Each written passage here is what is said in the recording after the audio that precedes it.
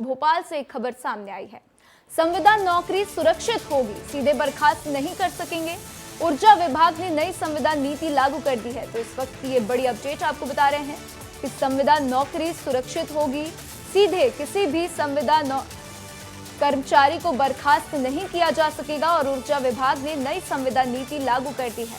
तो मध्य प्रदेश में नई संविदा नीति जारी होने के 11 महीने बाद ऊर्जा विभाग ने अपने 6000 संविदा कर्मचारियों के लिए नई संविदा नीति लागू कर दी है। तो ये बड़ी अपडेट आपको बता रहे हैं क्योंकि अब संविदा नीति के मुताबिक अब सीधे कर्मचारियों को बर्खास्त नहीं किया जा सकेगा।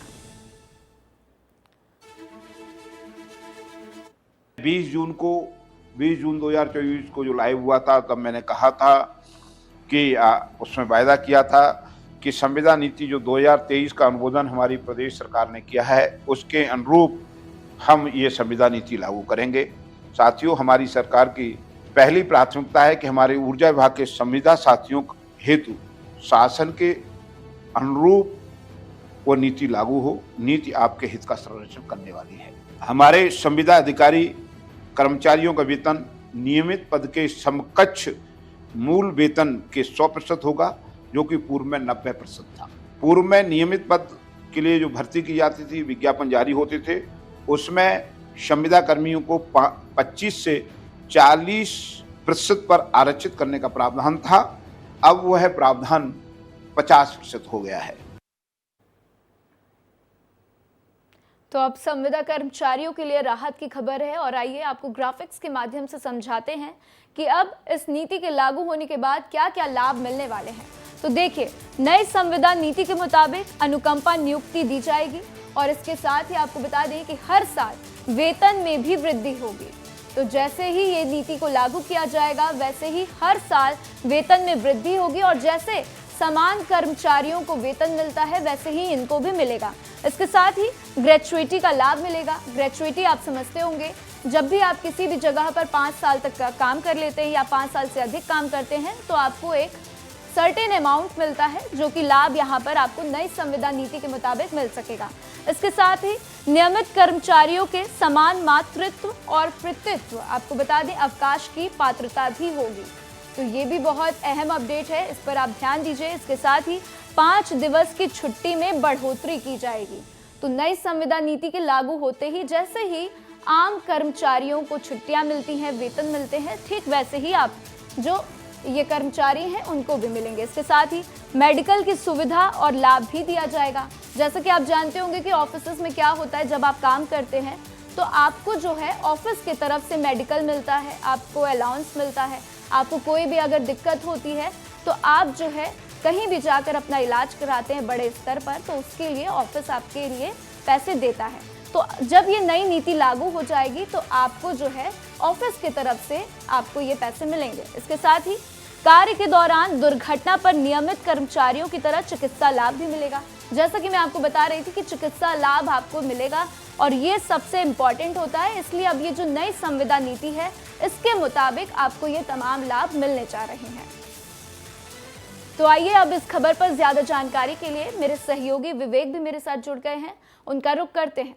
विवेक, एक इतनी बड़ी अपडेट है, नई संविदा नीति लागू होने जा रही है जिसकी वजह से संविदा कर्मचारियों को लाभ मिलेगा। हमने जो है दर्शकों को समझाया कि क्या क्या लाभ उनको मिलेंगे।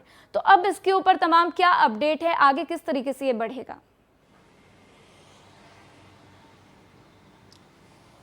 देखिए राधा, ऊर्जा विभाग के तमाम सारे कर्मचारियों ने सरकार को पहले ही अल्टीमेटम दिया था कि 30 जून तक, यही आने वाले 30 जून तक अगर सरकार ये पॉलिसी लागू नहीं करती है संविदा नीति, तो तमाम सारे संविदा कर्मी हड़ताल पे चले जाएंगे। और सरकार ने इसी बात को ध्यान में रखते हुए तत्काल प्रभाव से ऊर्जा मंत्री ने तत्काल इस संविदा नीति को लागू कर दिया है। करीब 6000 कर्मचारियों को फ़ायदा मिलेगा। खास तौर पे वो जो फील्ड पे काम करते थे, लाइनमैन और तमाम सारे टेक्नीशियंस थे जो ऊर्जा विभाग में काम करते थे पिछले लंबे अरसे से, उनकी अगर दुर्घटना हो जाती थी काम के दौरान तो उनको कोई इलाज समय पे नहीं मिल पाता था, कोई सुविधाएं नहीं मिल पाती थी, लेकिन अब ये संविदा नीति 2023 लागू होने से ऊर्जा विभाग में तमाम सारे कर्मचारियों को फ़ायदा मिलेगा। ग्रेच्युटी जैसी तमाम सारी सुविधाएं उनको दी जाएगी। खासतौर पर 5 दिन की वृद्धि भी, 5 छुट्टियों की वृद्धि भी इसमें शामिल की गई है। और एक बड़ी बात है कि निलंबन की अगर कार्रवाई होती है तो अचानक नौकरी से उनको नहीं निकाला जाएगा। तो मध्य प्रदेश में जो तमाम सारे और भी विभाग हैं उसमें जो संविदा नीति लागू की गई है साल 2023 की, वो अब ऊर्जा विभाग में भी इम्प्लीमेंटेशन कराई जाएगी। इसको लेकर प्रद्युम्न सिंह तोमर ऊर्जा मंत्री ने स्पष्ट कर दिया है, क्योंकि ये देखा गया कि अगर 5 जुलाई तक ये प्रदर्शन बड़ा करने वाले थे, उससे पहले अगर संविदा नीति लागू हो जाती है तो इस आंदोलन को रोका जाएगा। और सरकार ने ठीक इसी बात को ध्यान में रखते हुए संविदा नीति को फिलहाल लागू कर दिया है। राधा, बिल्कुल विवेक, तो ये बहुत बड़ी राहत की खबर है कर्मचारियों के लिए, क्योंकि कर्मचारी इसी बात से परेशान रहते थे कि उनको जो है तुरंत बर्खास्त कर दिया जाता था, लेकिन अब ऐसा नहीं हो पाएगा। ठीक है विवेक, हमारे साथ जानकारी साझा करने के लिए आपका शुक्रिया, लेकिन अगली खबर पर आप हमारे साथ बने रहिए।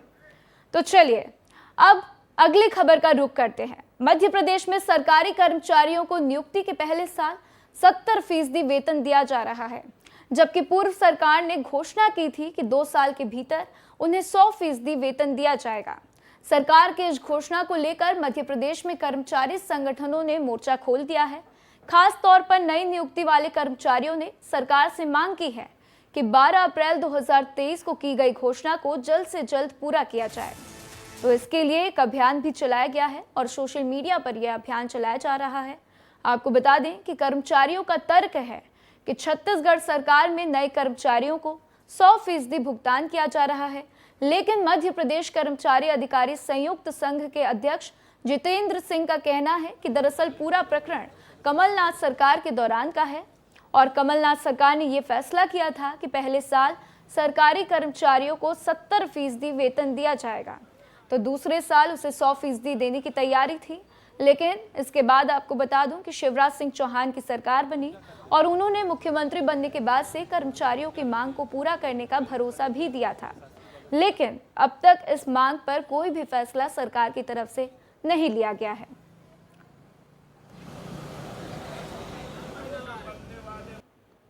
ये कहा था कि प्रथम वर्ष 70% और दूसरे साल हम 100% देंगे, तो मैं इसके भी पक्ष में नहीं हूँ।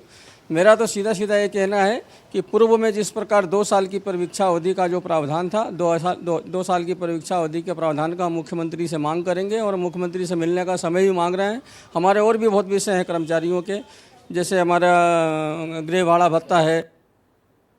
ये जो आदेश जारी हुआ था वो आदेश ही बहुत गलत था कि जब पूरी प्रतियोगिता परीक्षा और सभी फॉर्मेलिटी पूरी करने के बाद कोई व्यक्ति नियुक्त होता है फिर उसको 70-80%, 90% स्टाइपेंड देना और तीसरे साल चौथे साल में उसको नहीं, ये मतलब एक बहुत ही गलत था और हम लोग तभी से इसका निरंतर विरोध करते आ रहे हैं। हम लोगों ने तो इसको एक काला नियम की संज्ञा दी थी।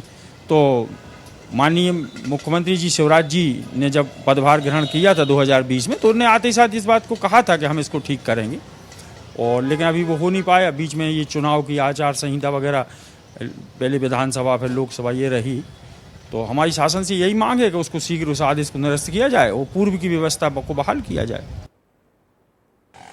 वर्तमान परिस्थितियों में जहां बेरोजगारी की समस्या इतनी विकराल रूप धारण कर चुकी है, उस 2 वर्षीय परीक्षा अवधि का प्रावधान समसामयिक होके युवाओं के लिए हितकारी हो सकेगा, ऐसा मैं मान के चलता हूं, और उस प्रावधान को पुनर्स्थापित किया जाना मेरे विचार से उचित होगा।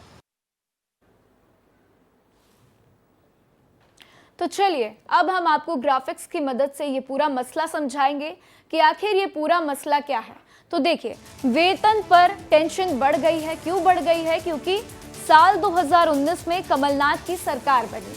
अब ये पूरा आप समझते जाइएगा कि ये पूरा मामला कहाँ से शुरू हुआ।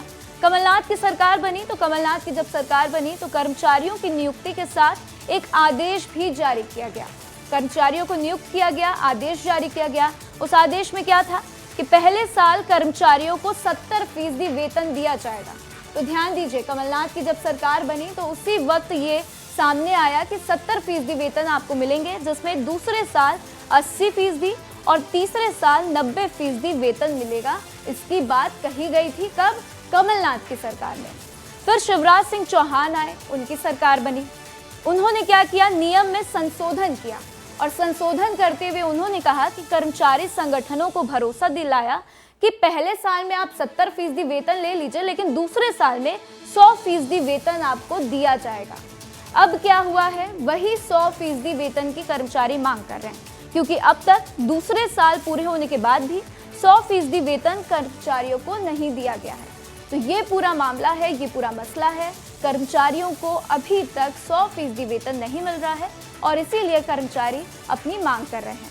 तो आइए अब ज्यादा जानकारी के लिए मेरे सहयोगी विवेक मेरे साथ जुड़ चुके हैं, उनका रुख करते हैं। विवेक, कर्मचारियों की मांग है कि उनको 100% वेतन दिया जाए और अब ये जो मांग कर रहे हैं कहीं ना कहीं ये मांग उनकी जायज है, तो अब इसके ऊपर क्या जानकारी मिल रही है? देखिए, पूर्व मुख्यमंत्री है शिवराज सिंह चौहान, उन्होंने पिछले साल 2023 में ये वादा किया था कि सभी कर्मचारियों को, जो नवनियुक्त कर्मचारी हैं, उनको 70 और 100% का फार्मूला नहीं बल्कि दूसरे साल से ही उनको 100% वेतन दिया जाएगा। लेकिन ये पूरा मामला अब विवादों में आ गया है। नई सरकार बन गई है, मुख्यमंत्री मोहन यादव से कर्मचारी संगठन मांग कर रहे हैं और इसके लिए बाकायदा मोर्चा खोल के रखा सोशल मीडिया पे कि सरकार अपना पूरा वादा करे। लेकिन आखिर इस विवाद की वजह क्या है? कमलनाथ की सरकार बनती है साल 2019 में और ये आदेश जारी किया जाता है कि जो तमाम सारे नवनियुक्त कर्मचारी हैं उनको स्टाइपेंड के तौर पे पहले 70% पहले साल में दिया जाए, दूसरे साल में 80 और तीसरे साल में 90% वेतन दिया जाए। लेकिन शिवराज सिंह चौहान ने कहा कि अब इस पूरे मामले को लेकर कि अब 100% दूसरे साल में ही कर्मचारियों को वेतन दिया जाएगा। लेकिन सरकार की अब तक ये घोषणा पूरी नहीं हुई है। लेकिन इस फैसले को बदलने की जो कोशिश है वो सरकार की ओर से की जानी है। कर्मचारी संगठन ये बात कह चुके हैं कि ये पूरा आदेश ही गलत है। पहले की तरह 2018 की तरह नियम होने चाहिए कि 2 साल का प्रोविजन पीरियड हो और उसके बाद कर्मचारी को नियमित करके 100% वेतन दिया जाए। और इसी बात को लेकर तमाम सारे जो करीब 8,000-9 हज़ार कर्मचारी हैं नवनियुक्त, वो ये मांग कर रहे हैं कि सरकार अपना वादा पूरा करे। लेकिन कर्मचारी संगठन ये कह रहे हैं कि साल 2018 वाली नीति ही सरकार लागू करे, जिससे कि मध्य प्रदेश में बेरोजगारी सहित कई अन्य मसलों पर भी जो कर्मचारी परेशान है, जो युवा परेशान है, उनको मौका मिले। तो राधा, एक बड़ी बात है कि अगर 2018 वाला आदेश लागू होता है तो इससे कर्मचारियों को फायदा मिलेगा और सरकारी नौकरी में जो एक जॉब सिक्योरिटी की बात आती है कि आखिर उनको 2 साल बाद हटा तो नहीं दिया जाएगा, तो ऐसे में वो 2018 वाला आदेश लागू करने की मांग की जा रही है और उससे पहले ये कहा जा रहा है कि 100% वेतन कर्मचारियों को दिया जाए। राधा, बिल्कुल विवेक, तो 100% वेतन की मांग कर रहे हैं कर्मचारी और ऐसे में 2018 वाली नीति ही लागू करने की मांग कर रहे हैं। तो अब देखना यह है कि सरकार इसके ऊपर क्या रुख दिखाती है। हमारे साथ जानकारी साझा करने के लिए विवेक आपका शुक्रिया। तो चलिए अब बात करते हैं अगली खबर की। जबलपुर का रुख करते हैं। जबलपुर में कटंगी में गौवंश और जानवरों के अवशेष मिलने का मामला सामने आया है। हिंदुवादी संगठनों ने घटना के विरोध में कटंगी बंद का आह्वान किया तो बजरंग दल कार्यकर्ताओं ने पैदल मार्च निकाला है। तो जिला प्रशासन के विरोध में नारेबाजी की गई। हिंदुवादी संगठनों ने निष्पक्ष जांच की मांग भी उठाई है। तो आपको बता दें कि 2 दिन पहले गौवंश और जानवरों के कंकाल मिले थे, तो रिपोर्ट में शासन ने गौ हत्या जैसी बात से इनकार कर दिया था। तो इस तरीके के मामले बढ़ते जा रहे हैं। कल भी हमने आपको एक खबर दिखाई थी जिसमें हमने बताया था कि एक बछड़े को जो है कुचलकर एक कार आगे बढ़ गई थी। वहाँ भी गौवंश की हत्या का मामला सामने आया था जिस पर लोग हंगामा कर रहे थे। और अब एक बार फिर जबलपुर का ये मामला सामने आया है जहाँ पर कटंगी में गौवंश और जानवरों के अवशेष मिलने का ये मामला हमारे सामने है। तो आइए इस खबर पर ज्यादा जानकारी के लिए मेरे सहयोगी दुर्गेश मेरे साथ जुड़ चुके हैं। दुर्गेश, अब लोग प्रदर्शन कर रहे हैं, मांग कर रहे हैं, पैदल मार्च निकाला जा रहा है बजरंग दल की तरफ से, अभी क्या अपडेट इसके ऊपर मिल रही है?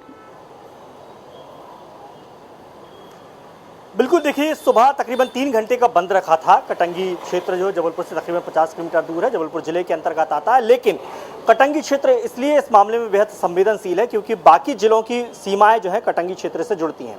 और ये पहली बार नहीं हुआ है जब कटंगी क्षेत्र में गौवंश के जो है तस्करी का या हत्या का मामला सामने आया। इसके पहले भी कटंगी वही क्षेत्र जहां पर कई बार ट्रक पकड़े जा चुके हैं, कई बार जो है छोटी गाड़ियां मवेशियों से लदी पकड़ी जा चुकी हैं। और इसलिए इस मामले को लेकर हिंदुवादी संगठन जो है प्रशासन के खिलाफ मोर्चे पर खड़े हो गए हैं क्योंकि 2 दिन पहले कटंगी के एक पहाड़ी के ऊपर मवेशियों की हड्डियां मिली थी। हालांकि जिस स्थिति में हड्डियां मिली थी अंदाज़ा यही लगाया जा रहा था कि 3 से 4 महीने या साल भर पुरानी भी अवशेष हो सकते हैं।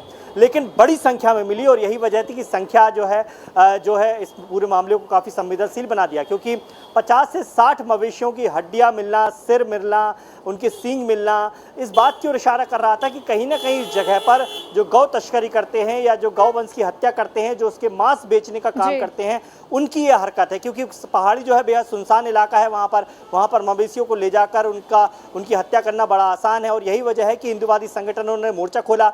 हालांकि प्रशासन ने अवशेषों को जब्त किया, उनकी पीएम रिपोर्ट तैयार की और उसके बाद प्रशासन ने यह कहा कि यह हत्या जैसी स्थिति नजर नहीं आती है, क्योंकि तमाम अवशेष तकरीबन 2 साल तक पुराने हो सकते हैं। और प्रशासन की इसी रिपोर्ट के खिलाफ जो हिंदुवादी संगठनों ने मोर्चा खोला है। उनका कहना है कि ये निश्चित तौर पर प्रशासन इस मामले को ठंडे बस्ते में डालने की कोशिश कर रहा है, लेकिन ये गौ तस्करी का मामला है, गौ हत्या का मामला है, जिस पर जांच और भी ज्यादा गंभीर तरीके से होनी चाहिए। बिल्कुल दुर्गेश, तो जांच गंभीर मामले, क्योंकि बहुत ही गंभीर मामला है, लोग इसके ऊपर लगातार मांग उठा रहे हैं, इसकी जांच होनी चाहिए।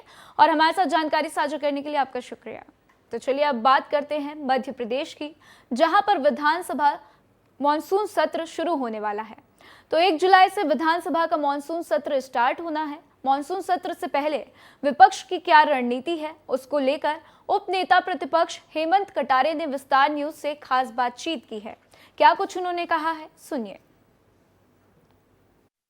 1 जुलाई से विधानसभा का मानसून सत्र की शुरुआत होनी है। विधानसभा के मानसून सत्र की शुरुआत होने से पहले विपक्ष कई मुद्दे उठाने की बात कर रहे हैं। हमारे साथ ज़्यादा बातचीत करने के लिए उपनेता प्रतिपक्ष हेमंत कटारे जी हैं। सर, 1 जुलाई से विधानसभा के मानसून सत्र की शुरुआत हो रही है, क्या तैयारी है विपक्ष? विपक्ष की पूरी तैयारी है। जो विपक्ष का कार्य है उस दायित्व का निर्वहन करेगी कांग्रेस। जो जनहित के विषय हम उनको उठाएंगे, जो छात्र हित के, किसान हित के विषय हम उनको उठाएंगे, सरकार से चर्चा करेंगे, सरकार को आईना भी दिखाएंगे और सकारात्मक पहल करेंगे कि अच्छे निर्णय की तरफ सरकार आगे बढ़े। रही बात क्योंकि बजट सत्र है, तो बजट को लेकर के भी इस बात की हम लोग भी चिंतन करेंगे कि भाई इतना जो कर्ज सरकार ला रही है इसको कैसे चुकाया जाएगा आने वाले समय में। बजट किन कारणों से लेना पड़ रहा है, कहीं अनावश्यक बजट तो नहीं लिया जा रहा है, क्योंकि पूर्व का भी बजट अभी तक जो है लैप्स हुआ नहीं है और वो यूज़ नहीं हुआ है। साथ ही में जो सरकार की मंशा है 3 तारीख को बजट लाने की, ये सबसे शर्मनाक बात है कि सरकार 3 तारीख को बजट लेकर के आ रही है और 3 तारीख को छात्रों से जुड़े हुए सबसे महत्वपूर्ण विषय सारे चिकित्सा शिक्षा विभाग से संबंधित अतारांकित प्रश्न सारे विधायकों के लगे हुए हैं। तो सरकार नर्सिंग घोटाले को, अपने कुकर्मों को दबाने के लिए, इन चर्चाओं से भागने के लिए 3 तारीख को बजट पेश कर रही है। मैं समझता हूँ ये बहुत शर्मनाक बात है। सरकार को चर्चा तो इस पर करनी पड़ेगी। लेटर भी लिखा था आपने अभी विगत दिनों पहले, 5 लोगों के नाम है, कौन है ये 5 लोग? मैंने तो लिख दिया उसमें कौन है 5 लोग और क्या मंशा है मेरी लेटर लिखने की, लिख दिया। और जिनको लिखा है अब ये वो बताएं ये 5 लोग कौन हैं और इन 5 लोगों से कोई रिश्ता है कि नहीं है। जो मेरी बात उनको कही है, जो मैं चिंता है जो मेरी, क्या वो मेरी चिंता सही है कि नहीं है, थोड़ी सी वो भी जांच कर लें, अपनी एजेंसियों के द्वारा जांच करवा लें। और मैं समझता हूँ जो मैंने बात कही है, क्योंकि मैं कोई भी बात बिना अध्ययन के, बिना तथ्यात्मक रूप के नहीं कहता हूँ, तो उस बात में ज़रूर दम निकलेगी। और माननीय मुख्यमंत्री जी चाहेंगे या मेरे से बोलते हैं तो मैं उसमें और विस्तृत जानकारी भी उनको अलग से प्रदान करूँगा, जिससे कि उनकी छवि धूमिल ना हो। ये मेरी भी चिंता है, वो हमारे प्रदेश के मुख्यमंत्री हैं। तो ये मेरे साथ उपनेता प्रतिपक्ष हेमंत कटारे जी थे, जिन्होंने कहा कि विधानसभा के सत्र को लेकर तैयारी पूरी है। नरसिंह फर्जीवाड़ा जैसा मुद्दा हो जो विधानसभा में उठाएंगे। फिलहाल बजट को लेकर भी इन्होंने कहा कि बजट को लेकर भी कहीं ना कहीं जिस तरह 3 तारीख को बजट आ रहा है उसे लेकर बातचीत की। कैमरा पर्सन राकेश के साथ। तो 1 जुलाई को विधानसभा के मॉनसून सत्र की शुरुआत होनी है।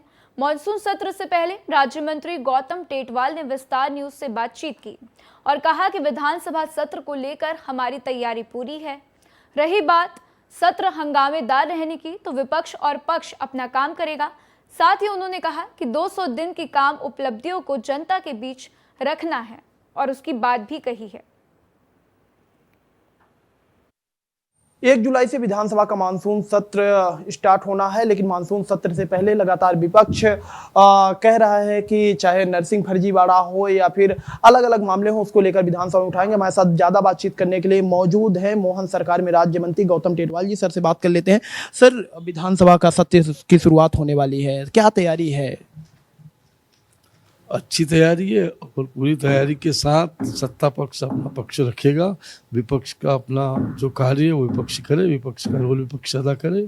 सत्ता पक्ष में 200 दिन की जो हमारी मध्य प्रदेश के विकास को लेके जो उपलब्धियां है वो जनता के बीच में प्रस्तुत करेंगे।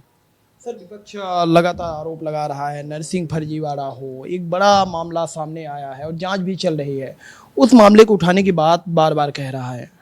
अब इसे कोई बचता नहीं है और कोई गड़बड़ी हुई है तो जांच समिति बन गई है, जांच कमेटी बन गई है, जांच हो रही है, दोषियों के खिलाफ कार्रवाई होगी, निश्चित रूप से कार्रवाई। दूसरी चीज बजट भी पेश होगा सर, बजट को लेकर क्या कहेंगे, अलग अलग विभाग के बजट का, क्योंकि पूर्ण बजट अभी पेश होने वाला है। सामने आ जाएगा, अभी बजट बंद है, देखते सामने क्या आता है। तो हमारे साथ राज्य मंत्री गौतम टेटवाल जी थे जिन्होंने हमसे बातचीत की, कहा कि मानसून सत्र की जो शुरुआत होने वाली है उसको लेकर हमारी तैयारी पूरी है, विपक्ष अपनी बात कहेगा, सत्ता पक्ष अपनी बात कहेगा। कैमरा पर्सन राकेश के साथ सूरज तिवारी, विस्तार न्यूज।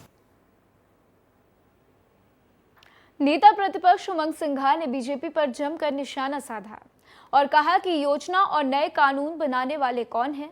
ये वही हैं जो वल्लभ भवन में बैठे हैं, जिन्होंने नर्सिंग कॉलेज के नियम बनाए हैं। तो वहीं एमपी में प्रशासनिक सर्जरी को लेकर नेता प्रतिपक्ष उमंग सिंघार ने कहा कि ट्रांसफर का अधिकार सरकार को है, लेकिन जो भ्रष्टाचारी अधिकारी है क्या उन्हें सरकार के आसपास रहना चाहिए? और ये बड़ा सवाल है। देखिए, पेपर लीक तो बात की चीज है कि ठीक है, उस पर 1 करोड़ का जुर्माना 10 साल, इस पर स्वागत करते, लेकिन योजनाओं को नियम बनाने वाले कौन, कानून बनाने वाले कौन? जो वल्लभ भवन में बैठे जो मंत्री है, जिसमें आपने अभी यार नर्सिंग कॉलेज के नियम बनाए, क्या इन पे 1 करोड़ का जुर्माना होगा? क्या इनको 10 साल की विश्वास सारंग पे सजा होगी? देखिए, कोई भी अधिकारी यहाँ से वहाँ है, ठीक है, सरकार का अधिकार है, लेकिन जो भ्रष्टाचारी अधिकारी है, चाहे कई ऐसे लोग हैं जिनका मैं आपको विधानसभा में भी नाम बताऊंगा, क्या ऐसे लोगों को सरकार के आसपास रहना चाहिए? ये सरकार को खुद को मंथन करना चाहिए। तो चलिए अब बात दिल्ली की कर लेते हैं। खबर दिल्ली से है। दिल्ली के इंदिरा गांधी इंटरनेशनल एयरपोर्ट के टर्मिनल 1 पर आज सुबह बड़ी घटना हो गई। अचानक छत का ऊपरी हिस्सा गिर गया। इसके चलते वहां पर गाड़ियां भी चपेट में आ गई। ये 4 तस्वीरें देखिए, दिल्ली की ये 4 तस्वीरें हैं। पहला आईजीआई एयरपोर्ट पर बड़ा हादसा होता है जिसमें 1 की मौत और 5 घायल होते हैं। तो छत से पानी गिरता है और आप ये देख लीजिए कि यहाँ पर ये छत गिरी है, किस तरीके से यहाँ पर जल भराव हो गया है। इसके बाद चौथी तस्वीर में आप देखिए कि राहत बचाव कार्य भी जारी है, लेकिन बात यह है कि 1 की मौत हो गई है।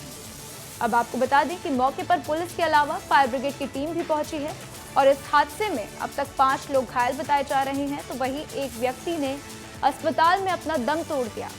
बता दें कि टर्मिनल 1 में छत का एक हिस्सा गिरने से इस हादसे में अब तक कई लोग घायल हुए।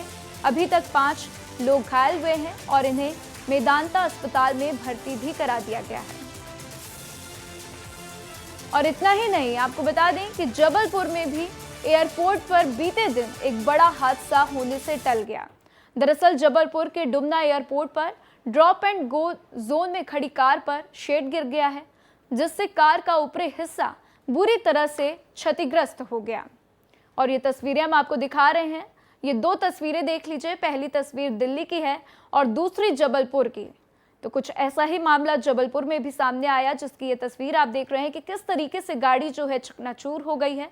और गनीमत ये रही कि हादसे के वक्त कार में कोई भी व्यक्ति मौजूद नहीं था। आप सोच सकते हैं, जब ये छत गिरी है कार के ऊपर, अगर उसमें कोई व्यक्ति मौजूद होता तो फिर क्या होता, उनकी भी जान जाती। और ऐसे में बड़ी बात है कि कुछ महीनों पहले ही इस तरीके की घटना एक और सामने आई थी। तो वहीं इसी बीच एक और बड़ी खबर आपको बता दें कि आईजीआई एयरपोर्ट पर हादसे को लेकर प्रियंका गांधी का पोस्ट सामने आया है।